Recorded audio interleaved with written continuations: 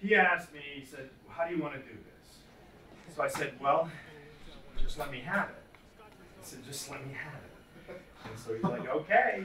And then, he let me have it, and I slammed it. But then what I didn't know was Christian Bale was going to come in there, and he decided to, improvise a lot of stuff. So he started punching me, kicking me, and I don't remember that it was a movie. They cut it out. So you got beat up for nothing.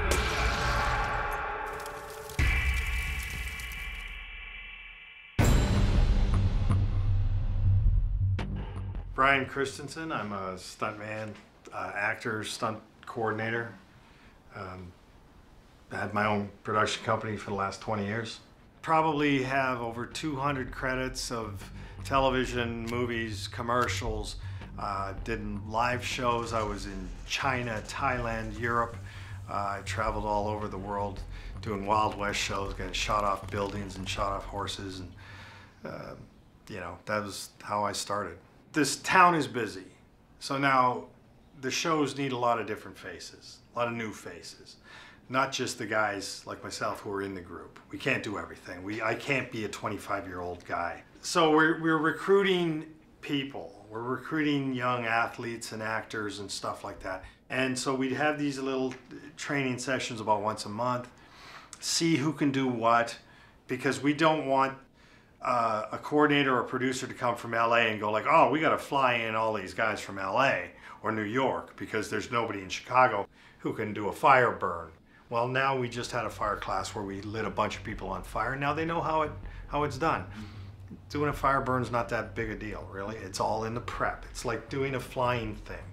Like when I rig a flying stunt, I always say to the performer actually doing the stunt, quite honestly, dude, you're just a sandbag. Because I'm the one doing all the heavy lifting here. You know what I mean? With the, yes, they get all the glory and the fun and all that kind of stuff. But you know what? Tomorrow I'm going to be rigging the next guy doing his thing. When we were teaching the kids, everybody when they're on fire, they want to be like Frankenstein, like, and I just wanted to do it like, pretend you're not on fire. So I had the fake gun and the mask and stuff and tried to make it a little funnier and just be like, I'm just doing my acting thing, even though I'm on fire. That doesn't really play into my performance, and I think that people kind of got that. And that's what we're trying to do. We're trying to teach them how to just be like, you've seen it in high falls and you've seen it on fire gags. When a guy's coming off a building, he's like, you know it's a high fall. He's falling into an airbag. So we're trying to make it so that it looks a little more like a real thing. How did you guys feel about your dad when you were growing up as like a stuntman? It's pretty cool. I mean, we grew up with it, but all of my friends thought it was way cooler than I did, I feel like. But yeah, it's pretty cool. You got to see a lot of cool stuff, meet a lot of cool people.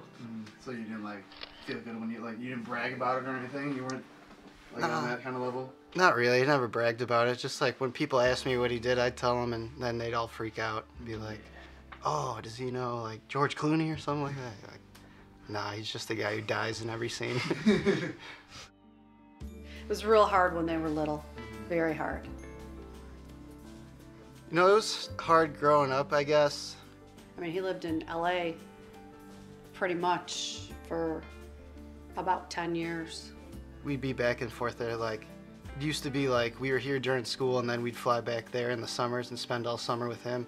We were out there for about a year, and it just was, can't have this same life there. I had started doing stunts when I was very young, but it's kind of, I went in and out of it, several times, as everybody does, unless you get super lucky. So, I always did it the entire time. I just, you have to eat when you're not working. Yeah. I mean, I was gone most of the time, but I was always a presence. We talked every day. I bought them phones. All that kind of, I came back every time I could. I flew them out anytime I could. Yeah, he would always make it home. Can you remember any certain times where that happened, where you knew he was on a set, but he flew home a weekend just for you guys? Yeah, it was actually my birthday.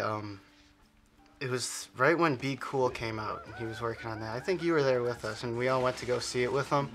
But he flew home that day, actually. But you know, it's like when they were small, they flew out, and I was on Transformers, so it was like I had to get a nanny to watch them. You know what I mean? So it's like, you know what I mean? I brought them to the set. It's just that's part of the deal.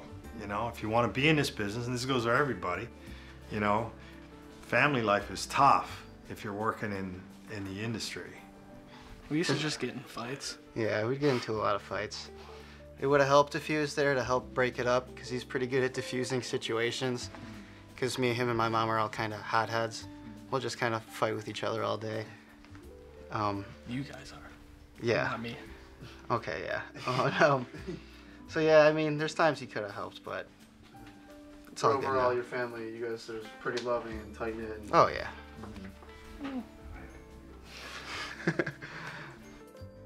You know, there's a whole line in the movie Hooper, and I hope you guys see it. It's about the greatest stuntman on earth, which was Hal Needham. He directed it. But he goes, "Why do you do this?" He goes, "For the glory, for the money, and for the fun. Mostly for the money." Yeah, that's the best line. That sums it up right there. I love it, man. Hey, listen, I think anybody who gets into this business is a little askew, just like me, and just like everybody I know, just like all my close friends, because you're creative and you want to make something. And I admire that. I mean, we don't want regular jobs. And the fact that we don't want regular 40-hour-a-week jobs means we're going to be working 100 hours a week in something that we love. And then it's not work. all right. Wasn't that fantastic? That was great. Yeah, right?